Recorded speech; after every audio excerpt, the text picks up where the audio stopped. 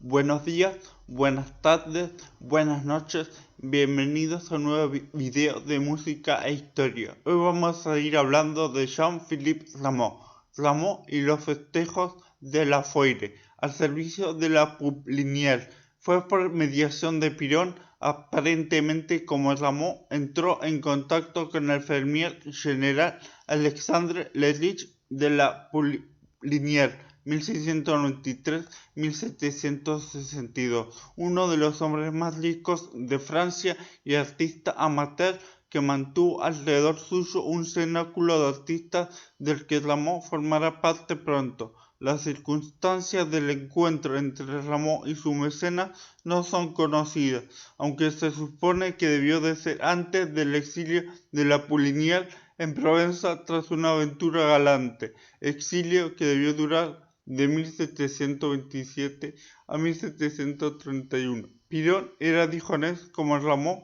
que ya le había escrito música para algunas de sus obras de teatro para la Foire. Piron trabajaba en esa época como secretario de Pierre Duret de Harnoncourt, por entonces recaudador de finanzas de Dijon y amigo íntimo y compañero de placeres de la Poplinière. Él le habría presentado a Piron y éste le habría hablado sin duda de Rameau, de su música y sobre todo de sus tratados que ya entonces comenzaban a salir del anonimato. Este encuentro determinó la vida de Rameau en los siguientes 20 años y le permitió entrar en contacto con un círculo artístico muy selecto, donde conocería a varios de sus futuros libretistas, incluidos Voltaire y su futura Bête Noire, Bestia Negra, Jean-Jacques Rousseau, el filósofo que se jactaba de poder enseñarle en materia de música. Voltaire al principio tuvo una opinión bastante negativa de Rameau, al que juzgaba pedante, meticuloso al extremo y aburrido.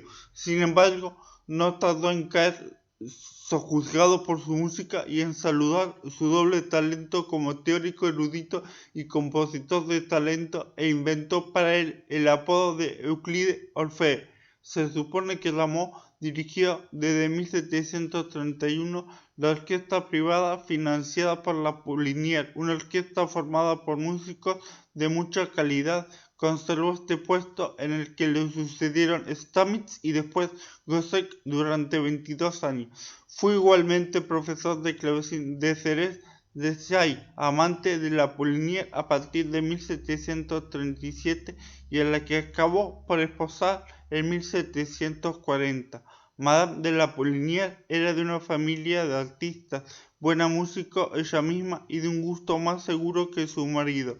Será una de las mejores aliadas de Rameau hasta su pronta separación en 1748, ya que era, al igual que su marido, muy veleidosa en cuestiones amorosas. En 1732 los Rameau tuvieron una segunda niña, Marie-Louise, que fue bautizada el 15 de noviembre y por esa época ya vivía en la Rue du Chantre. Jean-Philippe animaba musicalmente las fiestas dadas por la Poplinière en sus placetes particulares, primero en la Rue Neuve des Petits Champs y a partir de 1739 en la Rue de Richelieu. También animaba otros festejos organizados por algunos de los amigos de Fermier General. Así lo hizo en 1733, por ejemplo, en la boda de la hija del financiero Samuel Bernard Bon Félicité con Mathieu François Molé. Tocó en esa ocasión el órgano de la iglesia de San Eustaquio, París, cediéndole los teclados su titular y recibiendo por ello 1.200 libras del rico banquero, una suma muy estimable para la época. En 1733, Rameau tiene ya 50 años. Teórico célebre por sus tratados de armonía, era también un músico de talento apreciable como intérprete, tanto el órgano como el clavecín y el violín, y también al frente de la orquesta. Sin embargo, su obra como compositor se limitaba a varios motetes y cantatas y a 3 libros, recueils, selecciones de piezas de clavecín, de los que solo los 2 últimos destacaban por su aspecto innovador. En esa época, sus contemporáneos de la misma edad, como Vivaldi, 5 años mayor, Telemann, 2 años mayor, Bach y Händel, 2 años más jóvenes ambos, ya habían compuesto lo esencial de una obra muy importante. Rameau presenta un caso muy particular en la historia de la música barroca. Este quincuagenario compositor debutante poseía un oficio cabal que no se había todavía manifestado en su terreno predilecto, la escena lírica, donde eclipsaría pronto a todos sus contemporáneos. El éxito, Hippolyte et Aricie. El abad Simón Joseph Pellegrin, religioso suspendido a divinis por el arzobispo de París por estar muy investido en el mundo del teatro, ya llevaba escribiendo libretos de ópera o de ópera ballet desde 1714.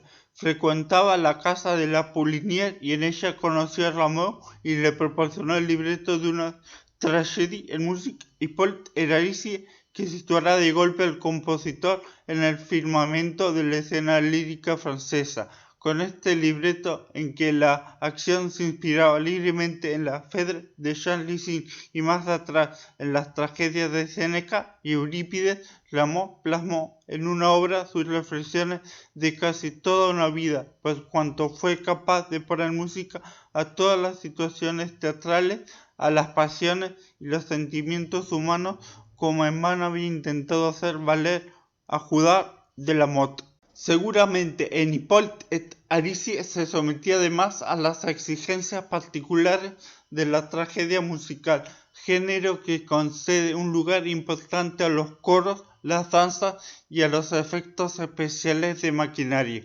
Paradójicamente, la pieza asocia una música muy erudita y moderna a una forma de espectáculo lírico ya conocida que había tenido grandes horas a finales del siglo precedente, pero que en esa época se consideraba como anticuada.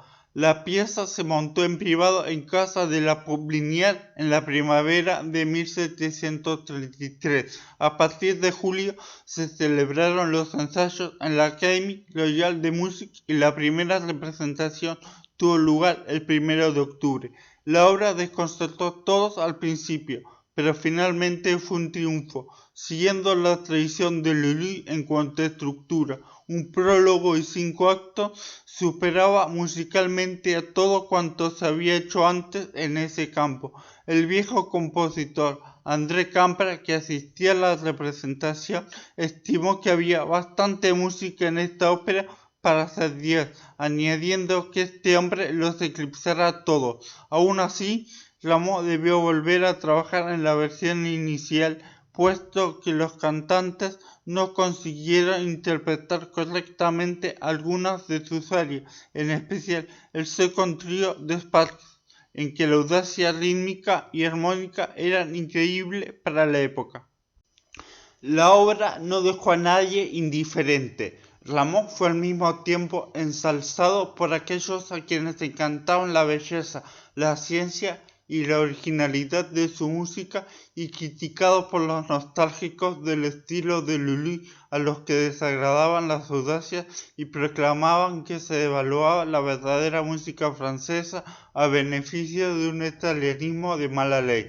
La oposición de ambos bandos fue tanto más sorprendente cuanto que Rameau profesó a Lully durante toda su vida un respeto incondicional, lo que no deja por cierto de sorprender. La disputa es conocida como querelle entre les Lullistes et les Ramistes, o querelle entre les Anciens et les Modernes. Con 32 representaciones en 1733, Hippolyte Aricie consagró definitivamente a Rameau y lo situó en el primer plano de la música francesa. La pieza será repuesta en vida del compositor 3 veces más en la Académie Royale de Musique y ya al año siguiente, en 1734, fue montada en su ciudad natal, Dijon. Primera carrera lírica, 1733-1739. Durante los 7 años que van de 1733 a 1739, Rameau dio la medida de su genio y pareció querer recobrar el tiempo perdido componiendo sus obras más emblemáticas. 3 tragedias líricas, tras Hippolyte Aricie, Castor et Pollux en 1737 y después Dardanus en 1739, y dos óperas ballet, Les Indes Galantes en 1735 y Les Fêtes de Hebe en 1739. Esto no le impidió continuar con sus trabajos teóricos. En 1737 publicó su tratado sobre la generación armónica, en el que retomó y desarrolló los tratados precedentes. La exposición destinada a los miembros de la Académie des Sciences comenzaba con el enunciado de 12 proposiciones y la descripción de 7 experimentos con los que Rameau entendía demostrado que su teoría estaba fundada en derecho, ya que provenía directamente de la naturaleza, un tema muy querido en los intelectuales del siglo de las luces. Desde 1733, Rameau y Voltaire consideraron colaborar en una ópera sagrada intitulada Samson. El año anterior, el abad Pellegrin había conocido su mayor éxito con Jefte, con música de Monteclair, abriendo así lo que parecería una vía nueva. Voltaire se esforzó en componer su libreto, aunque la vena religiosa no era verdaderamente lo suyo. Los contratiempos sobrevinieron con su exilio de 1734. Rameau mismo, entusiasta al principio, dejó de esperar y no parecía estar muy motivado, y solamente se celebraron algunos ensayos parciales. La mezcla de género entre el recitado bíblico y la ópera de intrigas galantes no fue del gusto de todos, y en particular de las autoridades religiosas. En 1736 la censura prohíbe la obra, que no será jamás terminada ni sobre todo representada. El libreto no se perdió y fue editado por Voltaire algunos años más tarde. Se sabe que la música que Rameau había compuesto fue empleada por él en otras obras, aunque aún no se sabe en cuáles ni qué partes. No importó, ya que el año anterior, 1735, dio el nacimiento de su primera obra maestra, la ópera ballet Les Indes Galantes, probablemente la obra escénica más conocida de Rameau y una de las cimas del género, que se desarrolla sobre un libreto de Louis Fuselier. La primera tentativa en el campo de la tragedia musical fue un completo éxito. Es del mismo tipo, más ligero, de la ópera ballet puesta a punto por André Campra en 1697 con Le Carnaval de Venise y sobre todo l'Europe Galante. La similitud de títulos no dejaba lugar a ninguna sorpresa. Rameau explotó la misma vena de éxito, pero buscando un poco más de exotismo, con sus indias geográficamente poco precisas, ya que de hecho eran de Turquía, Persia, Perú y América del Norte. La casi inexistente intriga de estos pequeños dramas servía como excusa para producir un gran espectáculo en que los vestidos suntuosos, los decorados, la maquinaria y sobre todo la danza tenían un papel esencial. Les Indes Galantes simbolizan la época despreocupada, refinada, dedicada a los placeres y a la galantería de Luis XV y de su corte. La obra fue estrenada en la Académie Royale de Musique el 23 de agosto de 1735, con un gran éxito, y constaba de un prólogo y dos entrées. Para la tercera representación se añadió la entrée de Fleu, y luego la obra fue rápidamente retocada tras las críticas concernientes al libreto, en que la intriga está particularmente traída por los pelos.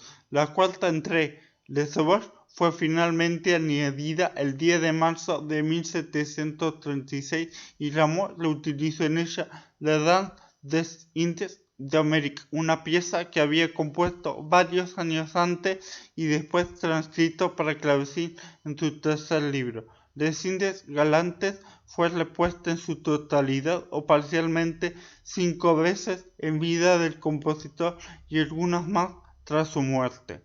En ese momento, ya famoso, los Rameau se trasladaron al Hotel de Fiat en el número 21 de la Rue des Bons Enfants, cerca del Palais Royal, donde Jean-Philippe abrirá en 1738 una clase privada de composición.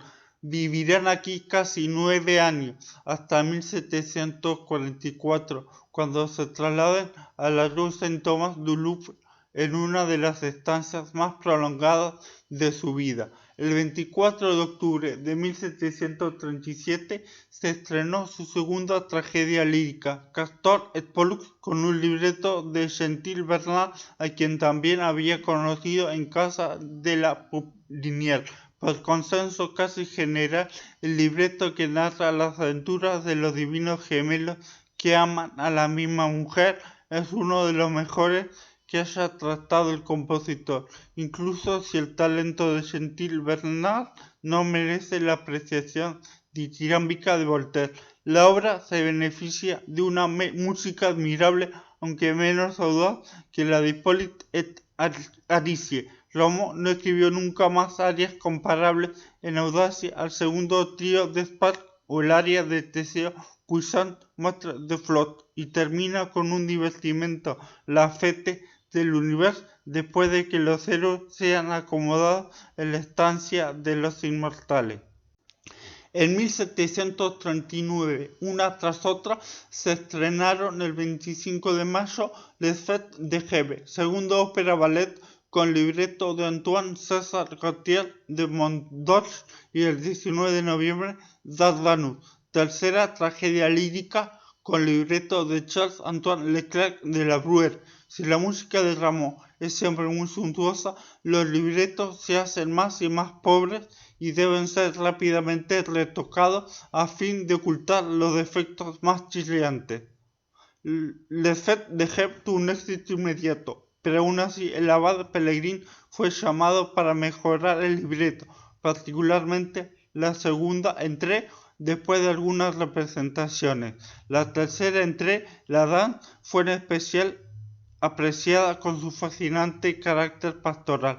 Rameau lo utilizó en ella orquestándola el famoso tamborín de su segundo libro de clavecín, que contrasta con una de las más admirables musettes que haya compuesto y que por turno es tocada, cantada e interpretada a coro. En cuanto a Dardanus, musicalmente, quizá la más rica de las obras de Rameau, fue el inicio mal recibida por el público, seguramente por la insustancialidad del libreto y la inocencia de ciertas escenas. Modificado después de algunas representaciones, la ópera fue casi reescrita por entero en sus 3 últimos actos para una reposición en 1744. De hecho, se trata casi de una obra diferente. Si les gustó el video, denle like, suscríbanse al canal y compártanlo. Muchas gracias.